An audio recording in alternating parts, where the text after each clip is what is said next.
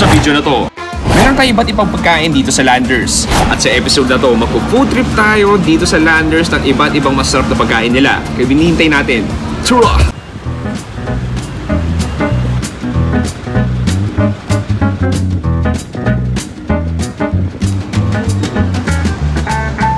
Okay, pare, isang magandang araw. Welcome to Landers. Paps, panigurado last time, naalala nyo nag-SNR tayo? Joyo, play it back. Okay, Paps, ito na yung iba't ibang pagkain natin dito sa SNR. Nandito tayo sa branch ng Parañaque. Sobrang daming pagkain sa menu nila na hindi ko lahat ma-order. Kaya in-order ko, yung mga ilan sa mga bestsellers nila. Ayun, naalala nyo, maraming natuwa, maraming nagre-request.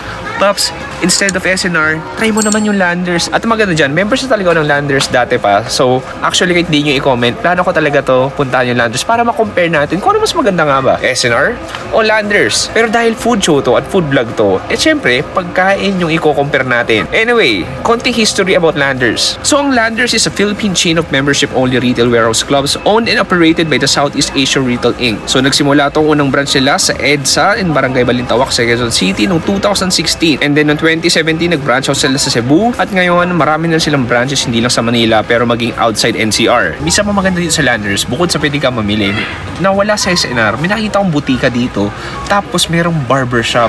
Oo, di kayo nagkakamali narinig.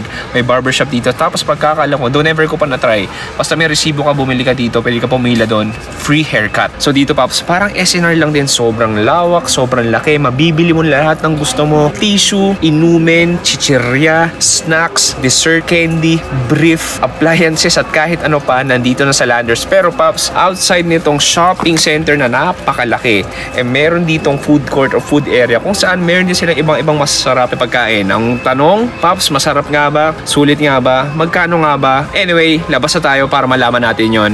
Tara!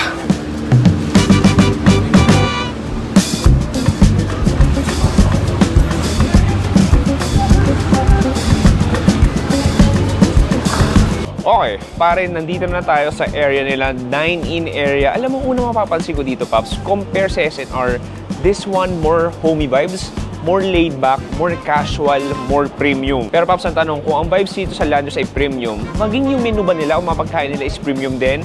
Anyway, check natin. So makikita mo dito, meron ditong signage, nakalagay yung mga menu nila. Okay, Paps, so makita mo, ito yung menu natin. Meron tayo ditong pasta section. So may creamy truffle, grilled chicken, spinach lasagna, beefy lasagna sa baba. May burgers tayo, US Angus beef burger. Uy, masarap daw to. Itong US Angus pepper steak. Pasensya na, may dumi pa. Bumoto ba kayo? Dapat bumoto ko ya. Vote wisely, huwag yung mga sumasayaw. Next natin, meron tayo ditong iba't ibang flavors ng pizza. 5 klase. Meron tayong NY smoked bacon mushroom, Manhattan Supreme, NY cheese deluxe, Bronx pepperoni, Hawaiian truffle, and jamon. Ano yung jamon, pare? Nagjajamon ka ba? Mamaya magjajamon ako at magjajamon tayo dito sa Landers. Next, fried chicken. Sikat din yung fried chicken nila dito. So may 2-piece tayo, may 8-piece, may quarter roast chicken, salad. Ha? Magsasalad ba tayo? Siguro hindi tayo magsasalad. Okay, last one. Uy, mukhang masarap. Hot dogs and rolls. Beef jalapeno with cheese. Chicken roll. Yan yung nahanap ko. May mga soups din tayo. Minestrone, fries, extra rice, and drink. Anyway, alam mo yung pinakagusto ko dito sa Landers,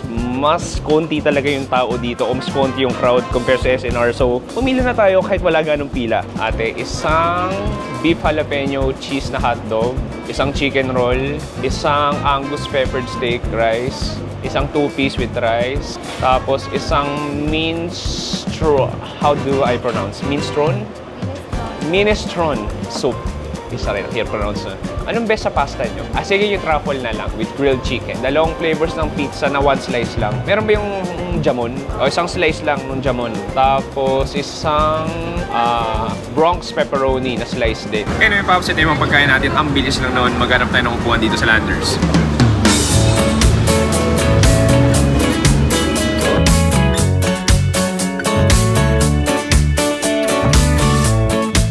Okay, Paps, ito natin iba't ibang pagkain dito sa Landers. Alam mo, iba, no? I mean, compare sa SNR, meron silang mga same dishes na meron din dito, meron din namang wala. So, katulad sa pizzas, hotdog, fried chicken. Pero dito sa Landers, may mga specialty rin sila na wala sa SNR. Anyway, huwag tayo paligoy-ligoy pa. Simulan natin sa kanilang fries. Ang ganda.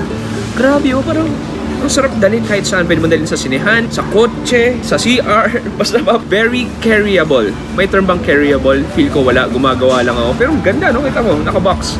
Sige, tikman natin. Kuha tayo. Cheers!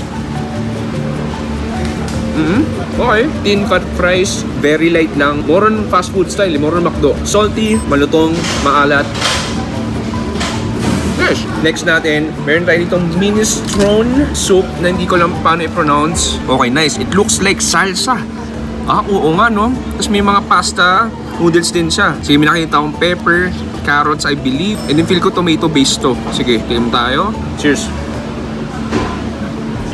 Wow. Okay. Parang salsa nga siya.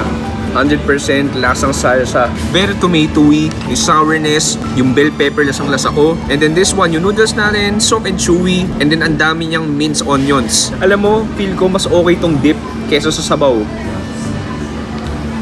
Okay, next natin, ito yung chicken roll. Pakita ko sa inyo. O yan, medyo nag-subside na yung init niya dahil nag-video pa kami ni Jeyo. So may cheese, may nakita ko jalapenos, tapos karne ng manok. Tikman natin. Cheers!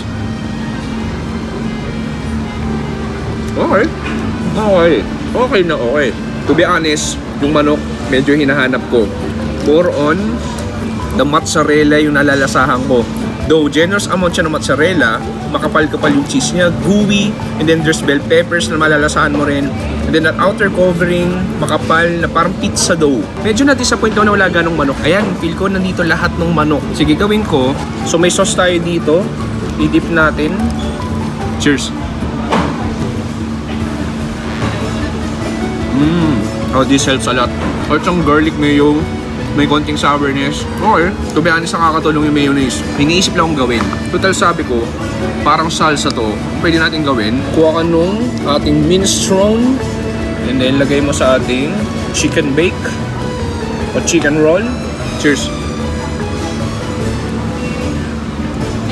Bagay. Bakal na bagay. Okay, punta tayo sa fried chicken nila. So may 2-piece tayo dito. May rice na rin to. And then gravy on the side. Tikman ko yung leg part nila. Medyo challenging lang dahil lumamig na siya dahil sa kakabidyo namin. Pero tingnan natin. Sabi nila, masarap to yung fried chicken dito sa Lander. So, hatulan natin. Cheers!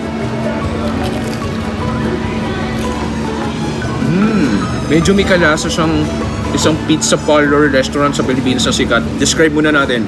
Una sa lahat, para sa akin, overly salted siya. And then malutong yung balat, oily, malambot yung karne, juicy pa. Medyo kalasa yung pizza restaurant na tago natin sa pangalang nagsishake.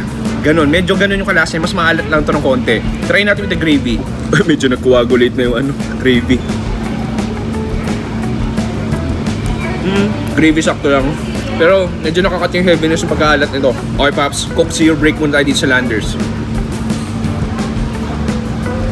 Ay, alam mo yun lang, dito sa Landers, hindi na refillable yung drinks sila. Di ba sa SNR, unlimited drinks? Dito wala nang ganun. Hindi ko alam ano nang sa sistema nila. Feel ko baka may nagbubulsa ng soft drinks sila o inalagay sa Aqua Plus nila. Anyway, problema na nila yun. Balik tayo sa pagkain natin. Punta tayo sa pizzas nila. So ito yung ating pepperoni. Malaki-laki din. Ko-compare mo, Jeyo plate back. Kita mo naman kung gaano kalaki. Kasi laki pa literal na mukha ko. Mas malaki yung pizza na SNR kaysa dito sa Landers. O mas malaki yung sa SNR, tapos medyo mas manipis din. Pero ang tanong, mas masarap nga kaya? Tikman natin. Okay. Just a very homey classic pepperoni pizza. Sourness, doon yung freshness ng tomato sauce. Yung cheese nandun din, doon din na siya mainit. Okay na naman, lumamig na. Yung crispy pepperoni nandun din. Yung pizza natin, yung dough, isa pa. Nasa gitna lang nipis tsaka kapal. Not too chewy. Maganda siya not too chewy. And then in fairness, hindi naman siya sobrang oily. Next natin, ito yung ating Hawaiian with jamon. Ano yung jamon? Hindi ko rin alam kung ano yung jamon. Actually, yung jamon, ham yun. Kaya nga siguro ano no? Hamon no? Jamon, hamon. Tama ba, Jeyo? Jamon is hamon. Tama. Bala na. So may pineapple chunks tayo dito na ayoko, pero in-order ko pa rin. Tapos yung cheese natin, yung jamon, nandyan din. Okay, Paps, mag-jamon na tayo. Cheers! Unang kagat, pineapple lahat. Not a huge fan ng pineapple sa isang pizza. Pero edible naman. I mean, nakain naman ako pero bihira lang talaga. Basically, para lang siyang large size o large scale Hawaiian pizza. Yung sweetness ng pineapples nandun, savory ng cheese, ng tomato sauce, yung ham natin, basic ham lang din naman. Tapos this one, medyo peppery siya. Oh, medyo ma-pepper nga. Next natin, try natin tong truffle pasta with grilled chicken and mushroom. Sige, kuha ko ng chicken, kuha ko ng pasta, at wala akong makuha. Ayun yung mushroom. Cheers! Okay, not too strong on the truffle flavor. May konting hint, pero sana mas dagdagan pa. Yung chicken natin, parang boiled chicken lang din. May konting crust ng garlic. Yung pasta noodles natin, malambot. Yung mushroom natin, nakakatulong din. Extra texture. I mean, truffle flavor, sana dagdagan pa. Yung mozzarella sticks din yan, tikman na rin natin. Expect ko medyo garlicky siya pero hindi gaano. Okay, next natin, itong jalapeno hotdog. So makikita mo, Paps, nasaan yung jalapeno? Actually, ako rin hinahanap ko yung jalapeno. Wala pala, sabi ni ate, sir, nasa loob. Sige, tignan natin kung nasa loob nga. So makikita mo, may mustard siya, may ketchup na rin siya, hindi ka na maglalagay. Tignan natin, cheers.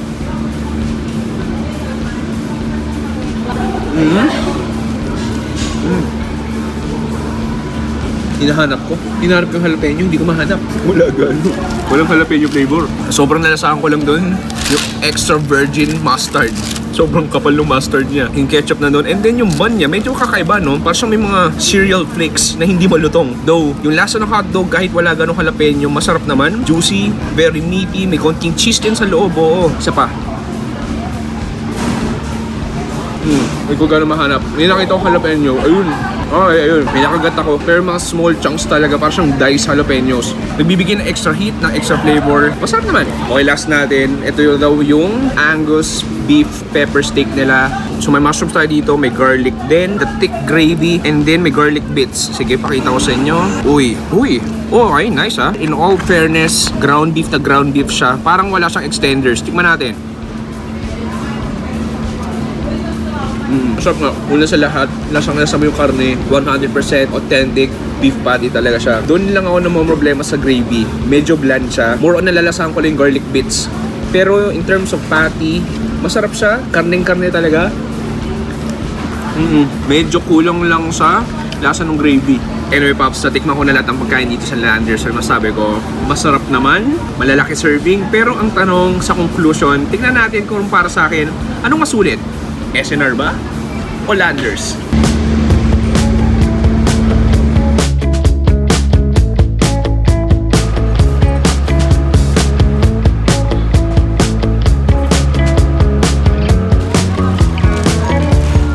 Okay, pare, dito nagtatapos ang ating ultimate Landers food trip dito sa Landers. Specifically, yung branch ko ngayon ay nandito ako sa Danghari, dito sa Muntinlupa. Pero ang tanong panigurado, Pops, para sa'yo, anong the best? Landers o SNR? I-breakdown natin. Let's break it down, sabi ng DX. In terms of membership price, pares lang sila. It starts with 700 pesos annually. Tapos in terms of products na pwede mo mabili, meron dito sa Landers na hindi mo mahanap sa SNR, vice versa, ganun din naman sa SNR. May mga mahanap ka doon na hindi mo mahanap dito. Pero punta tayo sa pagkain dahil food vlog to. To be honest, maging honest ako sa inyo, masarap din naman ang pagkain dito sa Landers.